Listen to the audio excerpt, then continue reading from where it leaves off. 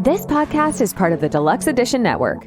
To find other great shows on the network, head over to deluxeeditionnetwork.com. That's deluxeeditionnetwork.com.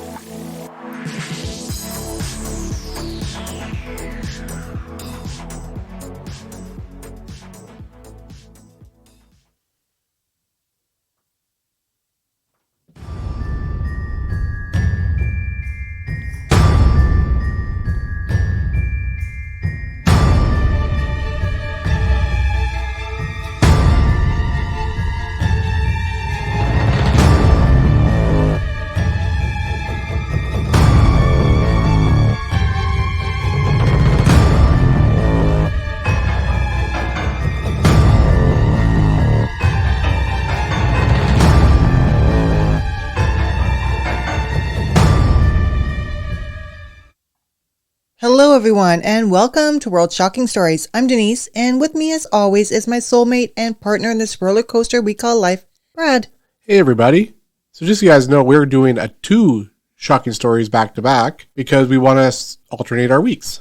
Yeah, so I'm not doing my episode and the Patreon all at once. Yeah, this is 1 week here, we're going to do two of mine and go back to normal. Yeah, which gave me more time to do that Patreon. An extra week, to help out. Yeah. So before we get started, we're going to go on to the Den Network promotion. And today we're going to be talking about In A Pickle Podcast. And what are they about? They're about sports. Sports, like the lesser known. Oh, yeah? Yeah, about sports, like the underbelly of it all. This would be something that you would love. I love sports, yeah. Oh my God, you know facts I don't even know. Like, you talk about things and you're like, well, he's like the all-time great. How do you not know him? I'm like, I don't know sports. So here we go. Here's the promotion for In A Pickle Podcast. It's hosted by Dave and Sarah. So right now we're going to play their trailer for you. Join hosts Dave Houghton and Sarah Ray Pallett as they examine the less glamorous side of sports with their podcast, In A Pickle. Follow IAP Radio on social media by going to iapradio.com. In A Pickle is now part of the Den Network. For more information, go to iapradio.com.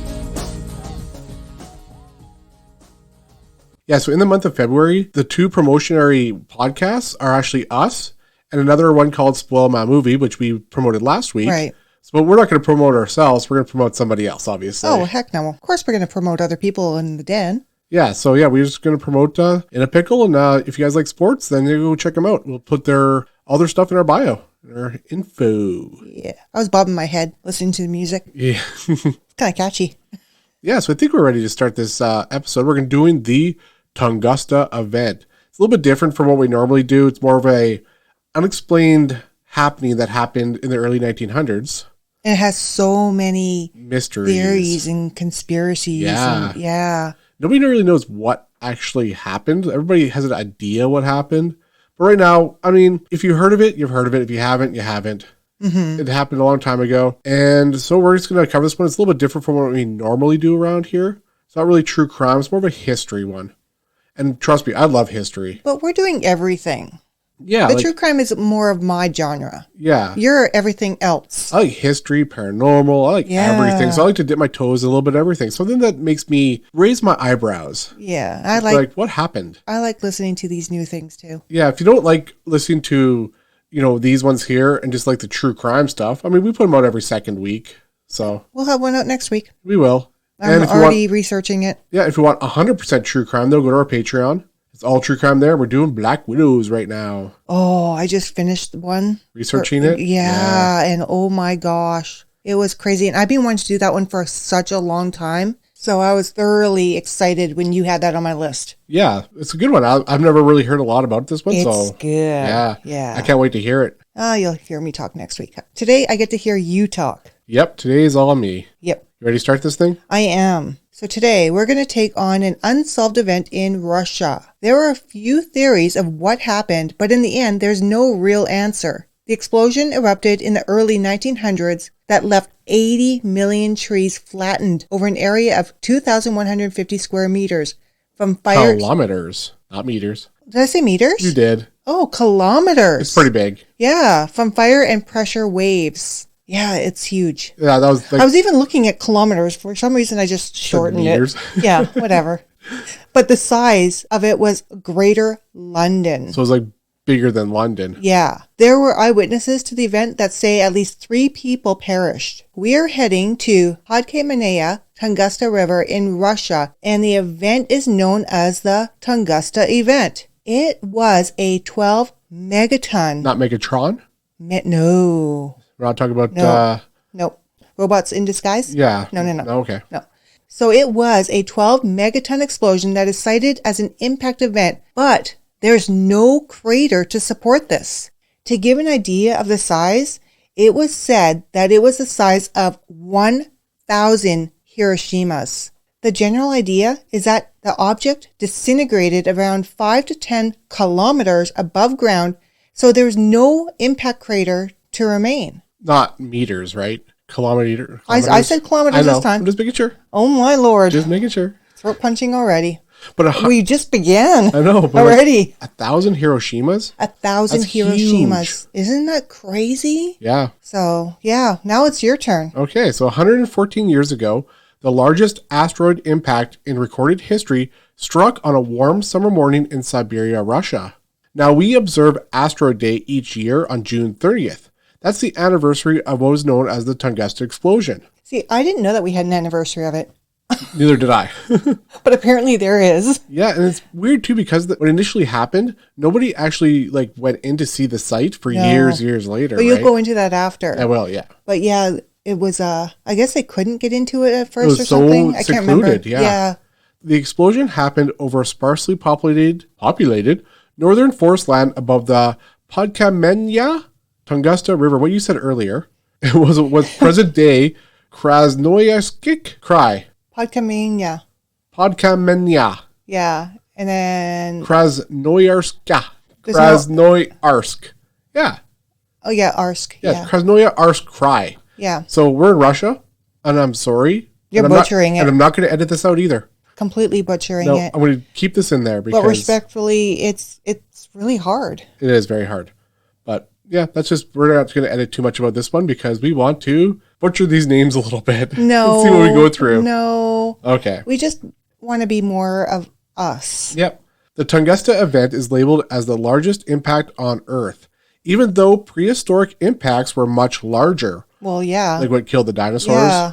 If this impact hit a metropolitan area and not in Siberia, this would have been devastation where hundreds or even thousands of people, millions of people, would have been lost. Yeah. Like say this hit like Washington, D.C., the heart of America. I know. It probably would have killed most of the people there. It would have. Yep. Because just imagine, it's not just the impact, but it's the fallout. waves, Yeah. right? Yep. Luckily, it happened when it did, because if it happened an hour earlier or an hour later, it would have done just that. Hit a metropolitan area like Oslo or St. Petersburg or even Helsinki. Yeah, if it was like an hour later or earlier when the Earth rotates, right? Right. It would have hit those larger I cities. know. It just hit at that perfect time where it did the least damage Yeah. to people. And I'm shocked that it was only 3 people that died. Well, they supposedly. Yeah. Nobody knows really confirmed that. Right. People just think that because in Siberia too, you don't really know what's going on over there, right? Well, no, it's like vast land, isn't it? Yeah. It's cold, vast land. Yeah. The shock waves were felt all over the world, but nobody knew where it came from. People thought this was Judgment Day. Oh, imagine, but it's like 1900s, right? Early 1900s. Yeah. So just imagine, like, just all of a sudden the world is just shaking. And I'm pretty sure Arnold Schwarzenegger didn't come from the future to the past to save a Oh, boy. Judgment Day. A good one. The end was coming. So now we're going to go over the story and see if we have any other ideas than the narrative given. Right. With no crater or evidence of a meteor or an asteroid, what could this be? So let's try to find out what this was together. Right. So now we're going to go to movie time. It is June 30th, 1908. But obviously we're not going to go... I was going to say Charlie Chaplin movie. I don't Yeah. know. We're not do that one. So we're going to do exactly 100 years later. Oh, okay. And this is So almost- 2008. 2008, yeah.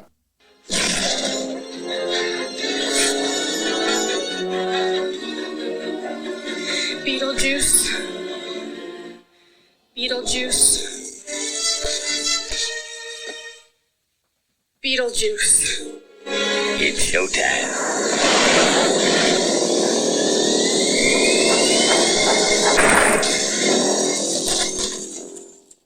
This is so freaking easy. This is the year I met you. It is, yep. Just a few months. Before or after. After. I met you May 2nd or March 2nd. Seriously. Our anniversary is coming. Seriously. Okay, so this one here is you're going to get. You're going to get a lot of easy ones lately. I want to say that this actually grossed $532.5 million in the box office. I'm just saying, when you give the synopsis, it makes it way easier. But I still... You're going to get this one. Okay. You got to finish the whole thing before you answer. Okay. Blank is short for Waste Allocation Load Lifter Earth Class. Is the last robot left on Earth. He spends his days tidying up the planet, one piece of garbage at a time. But during 700 years, Blank has developed a personality, and he's even more than a little lonely. Then he spots Eve, a sleek and shapely probe, sent back to Earth on a scanning mission. Smitten, Blank embarks on his greatest adventure yet, and follows Eve across the galaxy. I was just talking about this movie the other day to my physiotherapist. Am I allowed to give it now? Yeah, I just finished it. Okay. Wall-E, yeah. Eva. Yeah, 500, over 500 million, eh? Because remember, like, in that movie, though, they're all, like, in those chairs in the spaceship, and they're all fat.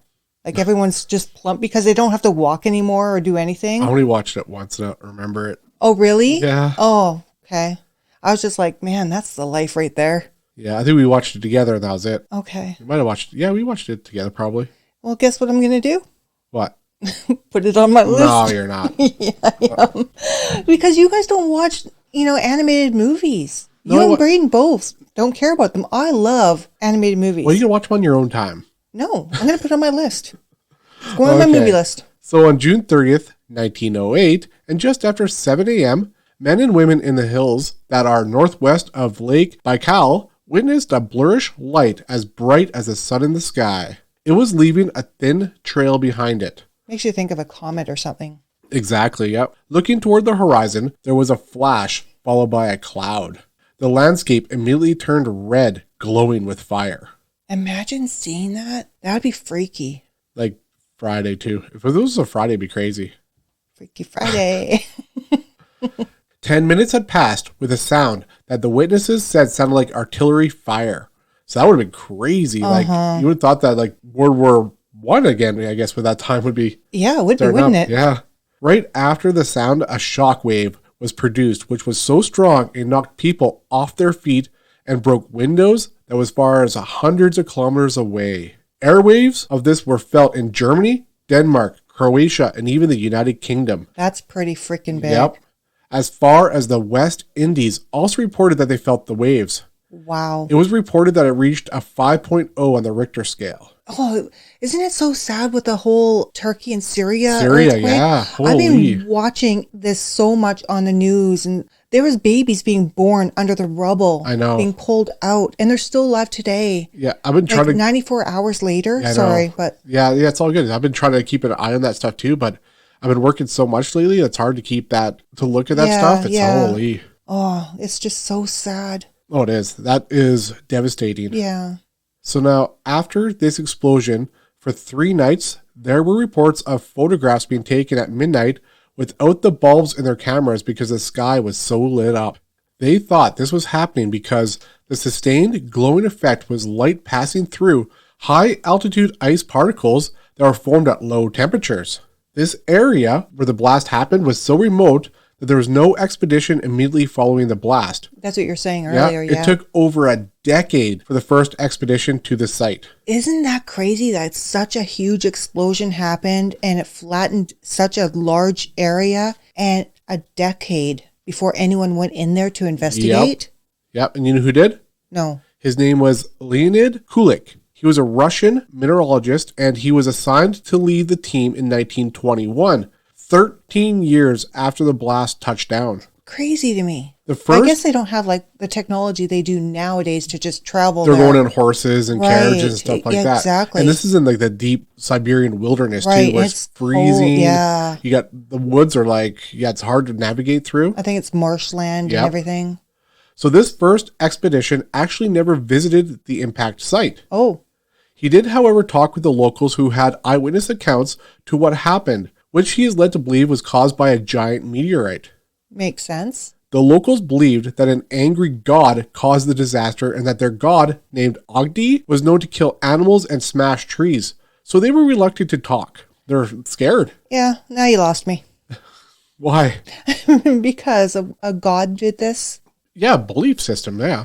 Well, yeah, but... People believe in gods all forever. I know, but I just think God is good, right? Why would God do this? Oh, a lot of religions have like angry gods too, right? You don't want to... True. Yeah, you don't want to disrupt an angry god. That's why they used to like put people in volcanoes to appease their god. Oh, is this like Hades? Huh? Is this Hades? Oh, Hades. Yeah, exactly. So I don't know. It's just what they believed in, right? Yeah. The Each their own. Evenk, who were reindeer herders, said that they were hit by a blast killing many people. Not 3, as is known. Oh, so they thought there it was more you go. people. Yep. The entire clan of the Tungus people perished in what seemed like a nuclear blast. Wow, okay, see, that makes more sense that it took more than just 3 people. Yeah. Evenk said a shaman begged Ogdi, their thunder god, to destroy the enemy tribe, but Ogdi was mad and sent iron birds to destroy the Evenk tribe, shooting lightning bolts. Still today, this place is still taboo. So it's because, you want me to kill these people, but because you want to do that, I'm going to take you out instead because what you're asking is so wrong. Exactly, yep. Yeah. You want me to kill a tribe, but I'm not going to kill you instead. Yeah, exactly. So after abandoning the first expedition, Leonid persuaded the Soviet government to fund another expedition with the purpose to gather iron from the supposed meteorite. The second expedition was now in motion for 1927, years later. Crazy, that's almost 20 years. 19 years after the initial blast. Wow. Leonid hired Evenki hunters to guide this tour to the center of the blast area. So if you guys haven't known by now, the Evenki are the local indigenous people of the area. Yeah, I kind of got that. Yeah. Yeah. Once inside the blast site, they were surprised that there was no crater at ground zero. Well, you would think so, like such a huge impact that flattened such a large area, killed people. It was felt across the world, even to the United Kingdom. Like, how is there not an impact site? An impact, yep. Right. Instead, they only found an area around 8 kilometers across, where the trees were scorched to nothing, with no branches left on them. Some of the trees were still upright, though. Oh, that's strange. The trees further away from the center were partially knocked over in a direction away from the center, creating a large radical pattern of downed trees. So the part right in the middle, it was still standing. Yeah, away from the center. They were partially knocked in the direction away from the center. Right. So it's like spread out. Yeah. Like spoke tires almost. Yeah. But the center was still standing. Exactly, yeah. Okay. Over the next 10 years, Leonid led 3 more expeditions to the site. He found several dozen to what looked to be little pothole bogs, each around 10 to 50 meters in diameter. Okay. Yeah, he had explored it by plane in 1938 and made a detailed map of every tree that was laying on the ground and what position they were in. Okay, now that is pretty good. Yeah, he's doing a lot now. That's a lot of trees to map out. Only took 30 years. Oh, I guess Better than nothing, I guess. It was said that the arrangement of the zone looked like a spread eagle butterfly with a wingspan of 70 kilometers and a body length of 55 kilometers. Not meters. Kilometers. Kilometers. So that's huge to think about it. That is so huge. It wouldn't be that big if it was in meters, but in kilometers, that's huge. I'm just going to keep bugging you that for a while. I know. I can't believe I said meters. All right. That's a tad smaller than what the actual thing is. You're not going to let me live it down, are you? No. He focused on a few lakes that are in the area and even had some of them drained to see if there's anything at the bottom, or more importantly, are they actually craters from the explosion? He left nothing unturned. I think it's a great start, you never know. Are these large bogs or lakes, whatever, are they craters? Exactly, yep. Unfortunately, they were not craters, but strangely, the tree roots at the bottom of the lake were from trees that were recently alive. Oh, so they were trees from the explosion that probably got thrown into the lake, I'm thinking. Yeah, that's a very possible theory. Yeah. One of the lakes was labeled Suslov's Crater, and it was 32 meters in diameter. It's pretty big. It's very big. Leonid wanted to finish this exploration, but this was the time in 1941 when the Germans invaded Russia, and he volunteered for the Red Army and died a prisoner of war a year later. That's sad. To this day, though, they still use his data. Well, I'm sure it's all really useful data. It is, but it's just so sad that he invested so much time into this, and then he never got to finish his work. Yeah, World War II. That just uprooted everybody's lives. It did. So now moving to further expeditions in the 50s and 60s, they found a presence of silicate and magnetite spheres in sifting the soil. They also found the same spheres in later expeditions in trees surrounding the site. Chemical analysis showed that these spheres contained nickel, which is close to iron. They also found in meteorites. I mean, it could just be a dime. Or a penny. Could it be a quarter? It could be a loonie. Are we done? Yeah. What about a toonie? It could be. It's got a little polar bear on it. Studies later on revealed that the spheres found unusual ratios of other metals relative to the environment. Unusual? Yes, which means that this was not local and from extraterrestrial origin. Aha. So, meteor. Or UFO. Or yeah, maybe. Maybe crashed. I don't know. I don't know. Since 1928, more than 40 expeditions have explored the site, taking samples from the soil, rocks, and even trees flattened by the explosion with ambiguous results. Now I'm going to throw a little science in your face like we haven't already, right? Perfect. They did chemical tests in the bogs, and it showed carbon, hydrogen, and nitrogen in the layer associated with the 1908 blast. These chemicals are inconsistent with the adjacent layers of the bog. These are not found in the bogs outside the area either. So it's only in this one area that these from things... whatever happened. Right. As a result of Kulik's initial investigation, some concocted wild theories to explain the Tunguska event. Of course. There are around 120 theories about the Tunguska event, like UFOs. That is a lot of freaking theories. Like, I figured maybe 5 at most, but 120? Yep. People claimed that there was a UFO known as the Dropa UFO. The UFO was here to rescue descendants from the Dropa people who were here many centuries ago, but unfortunately the UFO crashed, like they always do. So these Dropa people are like, hey, we're over here. Yep, pretty much.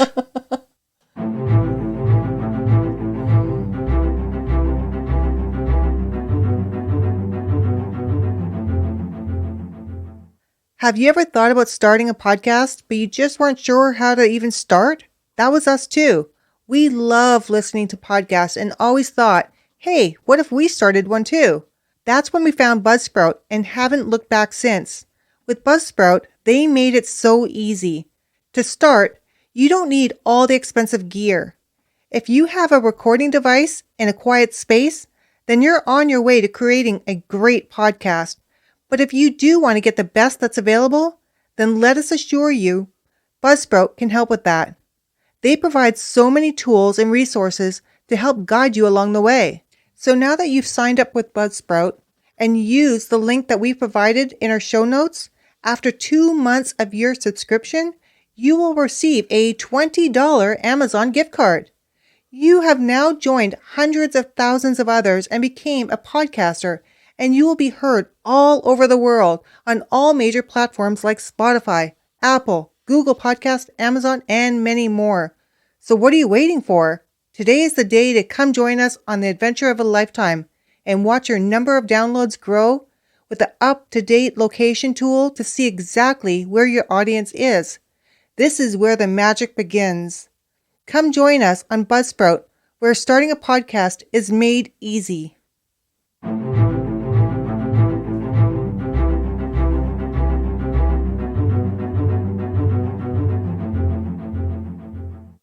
So later on, they pointed to a mini black hole that went through the Earth like it was taking a detour or a particle of antimatter. Okay, Barry from The Flash. Yep. Another theory is that it was a time-traveling A-bomb from the 1970s. And it just came back? Yeah, it was just time-traveling. Oh my gosh. So now things are about to get crazy, even though they already are getting a little bit crazy. I was going to say, you mean they're not yet? Yeah. The bomb got stuck in a time warp, went back in time, and came out hitting Tunguska. Oh my gosh. Or what about the volcano theory? What about that one? The geophysical hypothesis is that the event was caused by an explosion of more than 10 million tons of natural gas from the Earth's crust. Oh. This gas leaked from the, well, not from braiding either, though. Or you. You guys are the ones full of gas. Or cats, too. Oh, the cats. Okay. Yeah, they're pretty bad. Yeah. The gas leaked from subterranean volcanoes and rose to the atmosphere, then drifted back downward and was ignited by lightning, which caused the explosion and lasted for an hour. This would toss out. Hey? I'm just laughing. I'm just thinking of a fart gas going up and coming back and kaboom. It's like a Family Guy skit or something like that. It is. This would toss out the meteor theory, since the meteor would not last that long. I don't know too many things that can last an hour. No, I'm crying here. I'm just laughing. Oh my gosh. No, usually it lasts 30 seconds. Well, it's super down now. 45 tops. Oh, you shoot yourself. The best burns are self-burns. Oh yeah, they are. One scientist added to the theory saying that a meteor exploded and caused a ripple effect that made the gas explode. So the next theory is a little far out there. It involves Nikola Tesla. Oh, of course. Let's bring in Tesla. You got to bring in Tesla. Yeah. If something happened at this day and age that would Yeah. you got to bring in Tesla because he was a little out there, man. Oh, yeah. He was working at the Warden Cliff Tower and may have been building a death ray. Oh, we all need a death ray. Well, you got to have a death ray. Oh, of course. If you don't have a death ray, You're what nobody. do you do with your life? I know. You've not succeeded in life. So its purpose was an operational superweapon to create massive amounts of destruction. No kidding. Yeah, that's what death rays do. I was going to say. It's kind of like if you look in the dictionary, death ray, that's pretty much what it says. Yeah, of course. If there was something in the dictionary about death ray. Yeah. Like, what else is a death ray going to do? Right?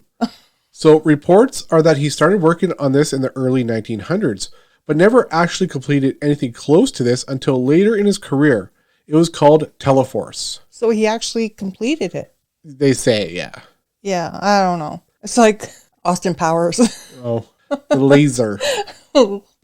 Yeah. $1 million. Lasers.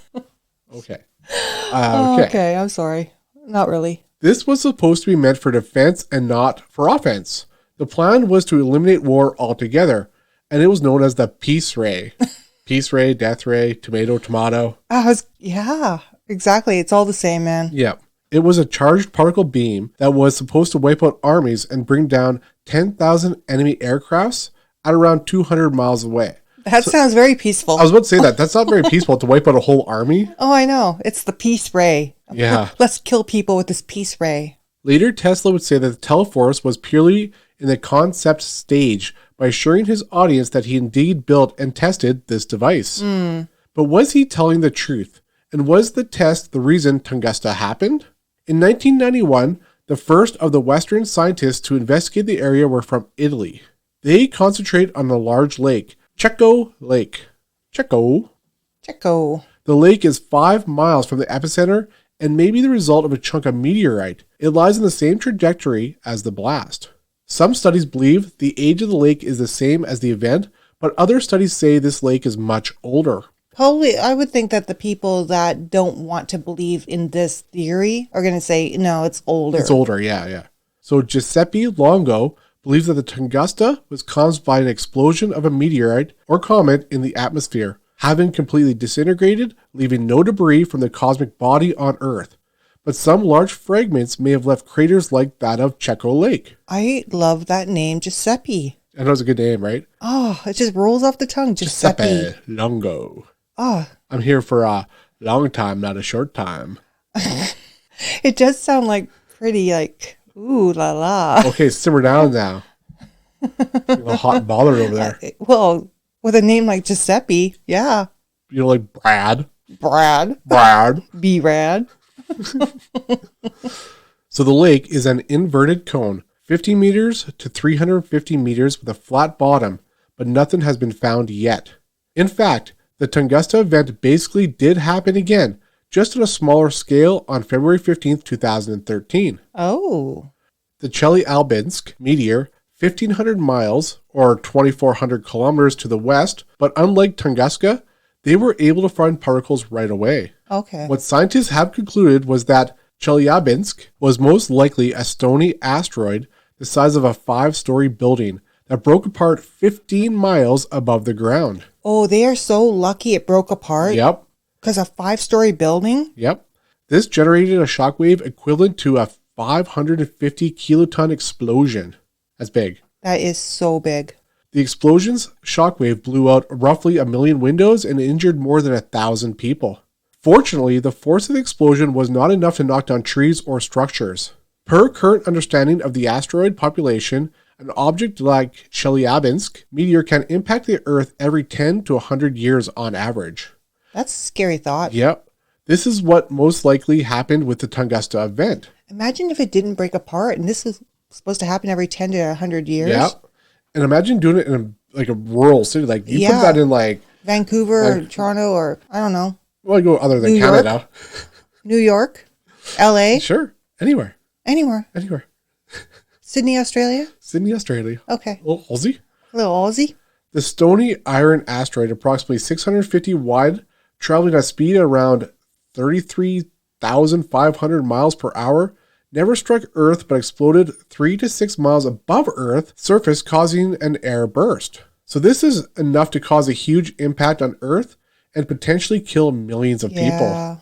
Astronomers say that the meteorite the size of the Tunguska event happens every 300 years. So that size there. Yeah. So we're 200 ways from the next one. So we're good. Unless you believe in reincarnation and we'll be reborn and live through it or die in it. Just talk to Shanty Debbie. I know. That was a crazy story. Yep. So we have thrown a lot of theories at you, but we can't stop until we talk about air bursts. Cosmic air bursts occur when a meteor, asteroid, comet, or other objects from outer space explode upon entering the outer layers of the Earth's atmosphere. The characteristics of cosmic air bursts match what we know about the Tunguska event. I'm not going to go into my theories of what I think happened. I don't think it's the Dropa people. That's a theory I don't believe in. I don't think they're waiting for a spacecraft to come rescue them. No, they're not. I don't think that is the way we're going to go on this one. No, I don't think so. So shockwaves, rising temperatures, and the absence of crater fits what happened to a T. Lorian Wheeler, who's a researcher from the NASA Ames Research Center's Asteroid Threat Assessment Project, said, "Holy crap, that is a huge title. Oh my God. Acronym for that thing? There's gotta be. Imagine her going up and saying, here's my business card. Oh, you have to flip it over to see the whole title of my job. It's like, oh my gosh. Okay, this is what they said. Page 2, here's my phone number. Yeah, exactly. It's like 2 separate cards. Yeah. So this is what they said. Because there are so few observed cases, a lot of uncertainty remains about how large asteroids break up in the atmosphere and how much damage they could cause on the ground. However, recent advancements in the computational models, along with the analysis of the Chelyabinsk and the meteor events, are helping to improve our understanding of these factors so we can better evaluate potential asteroid threats in the future. Luckily, most meteors break apart before they hit the ground, which happens all the time, right? Yeah. Apart from the 6-mile wide asteroid that touched down on Earth 65 million years ago at Yucatan, Mexico, which killed off the dinosaurs. I've seen, have you ever seen pictures of that? Like No. the actual site where it hit? No, I just seen videos of what they thought the asteroid would look like hitting Earth. Yeah. But no, I haven't seen the area. I've seen pictures of it. It's pretty neat to look at because that could happen again. Oh, I know. We continually get threats. Yep. So Christoph Bredesen, a geologist from Hanover, Germany, went on an expedition in May of 2000. If the meteorite came in on an angle, there would be fragments left from outer space in the soil on the path it traveled on, as well as 50 to 60 centimeters beneath the surface. So did he find any such fragments? You tell me. One thing they did find was Leonid's camp. Oh, cool. Yeah. It was still somewhat standing with a couple cabins, but unfortunately, no space fragments were found. Oh, okay. Being told of an unusual rock, he headed south to investigate. Indeed, there was a rock that didn't belong in the area, so did it actually come from the Great Explosion? Yeah, maybe it's part of the meteor. It isn't from space, but definitely could have been thrown there. Okay, so it might have been taken from one area of Siberia and placed in that area. Yeah. Just like the tree got picked up and thrown. Yep. Christoph was beginning to lose hope that it was a meteor, although there are anomalies in the area. Tree rings are further apart than previously. Pine needles are growing differently, and then you have the magnetic part and strange mutations of accelerated growth since the explosion. That's crazy. This happens with radioactive explosions. Weird, eh? I didn't know that. No. He did learn that the area has magnetic rock, so that's why compasses and watches were being impaired. Yeah, I heard that the compasses were like spinning round and round. Yeah, it's like something of like a journey to the center of the earth or something like Yeah, that. exactly. I don't know where I'm going, man. Yeah. Following the Tunguska event, we know we are not as protected as we thought. The end of the world can happen at any time. Dun, dun, dun. In 2020, a theory was released that it was a meteor and it came into Earth's atmosphere at a very shallow angle. That's what Christoph thought, too. Yeah, which caused it to skip back into space. So like skipping a rock. it's like skipping a rock. Yeah. In the movie Apollo 13, they did reference that to enter the Earth's atmosphere at the right angle, too steep, they'll burn up, and too shallow, they'll skip back into space. You remember that? I do remember that. It's like if you don't come at the right angle, you're going to go back out there, you'd be lost forever. Yeah. Tom Hanks. In the Tunguska event, if it came in shallow, it would cause an enormous pressure wave in one direction, which would cause that butterfly shape on the ground, but skipped off into the atmosphere, which is why there was no crater. They are so lucky that happened. If it hit the Earth, it would have been disastrous. I think it'd be like the end again. Well, they probably would have lost the sun for a while, I think. Yeah. Like the dinosaur age all over again. Yeah, because it was big, right? Mm-hmm. So physicist Mark Boslow from Albuquerque Weapons Research Center says that he can explain what actually happened there. So we go back to the theory of a comet or asteroid. Right. It came into the atmosphere and broke apart and exploded 5 to 10 kilometers above the ground. This explosion would cause heat, energy, light, and the blast wave that was felt in other countries, but would also leave the trees directly under the blast still standing, and others would be flattened, which that's what happened. Yeah, the ones that were in the middle were still up. Everything else was laying down like spokes. Yep. So although people have explored and researched the area with new technology, he was able to simulate the explosion in his lab. So with him doing this in his lab, he was able to prove that that's what he thinks happened. So what do you think happened? I think that it was a meteorite that came in Earth, shallow, came close, skipped off the whatever, like the atmosphere, like came close, and just went woo, went back up in the air. Woo! Did it actually say woo? Yeah, it did. It went wee. Oh, wee. Wee. Oh, yeah, I think so too. I think that's what it was. I think we were very close to have a earth-shattering explosion. Yeah. And we were lucky that it came in shallow. Yeah. I think that's what happened. I think that we were very lucky that it didn't hit. I think that's what I think. I agree with you. Because if that hit, that could block out the sun for years. We'd lose crops, animals. Our life on Earth could have been over. Mm-hmm. Or we could have been, because I don't think at that time we had anything to deal with something like that. In 1908, no. No, so I think we got very lucky. I think that's what happened. Me too. So what do you guys think? Like, we want to know. I want to know what you guys think about this.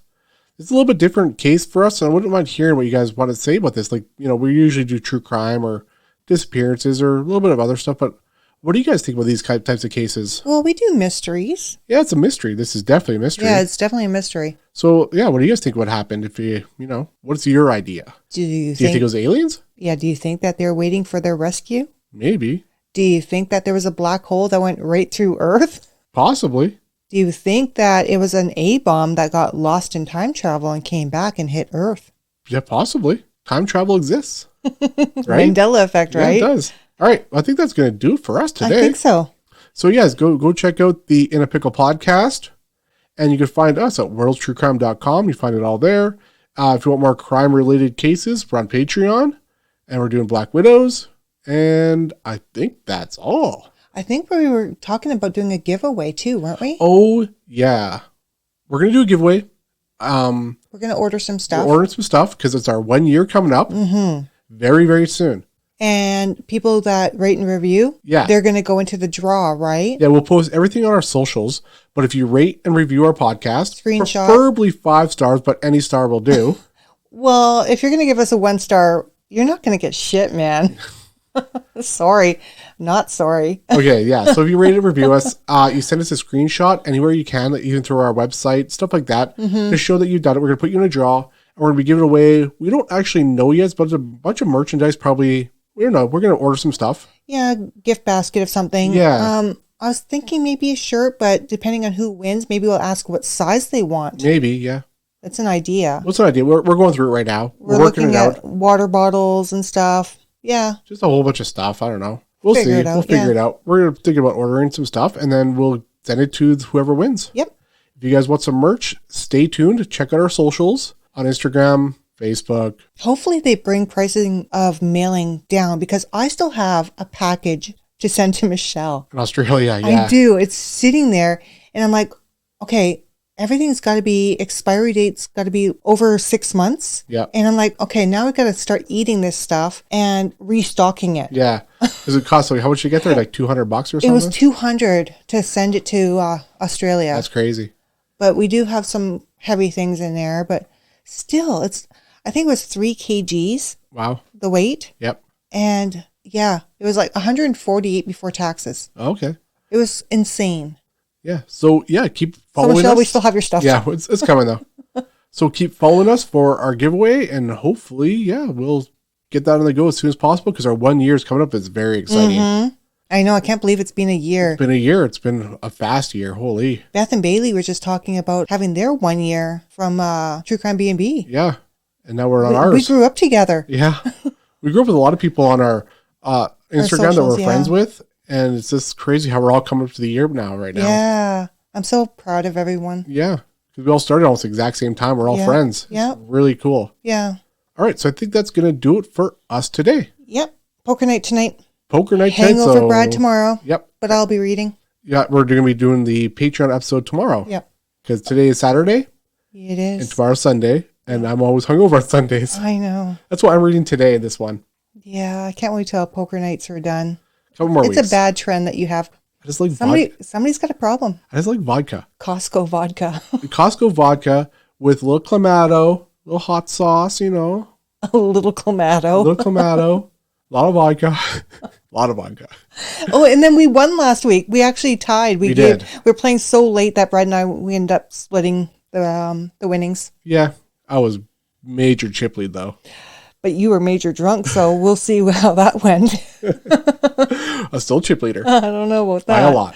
Yeah, you're pretty drunk though. Yeah, I could have taken it. I don't think so. Anyways, the world is not always as it seems. No, it's not. When she lies to you, because I was huge chip leader, I was going to take her out. So the world is not always as it seems, because I was going to win. Bye, guys. Bye. Oh man. I would have won. Nope. Last word. Nope. I would have won. Nope.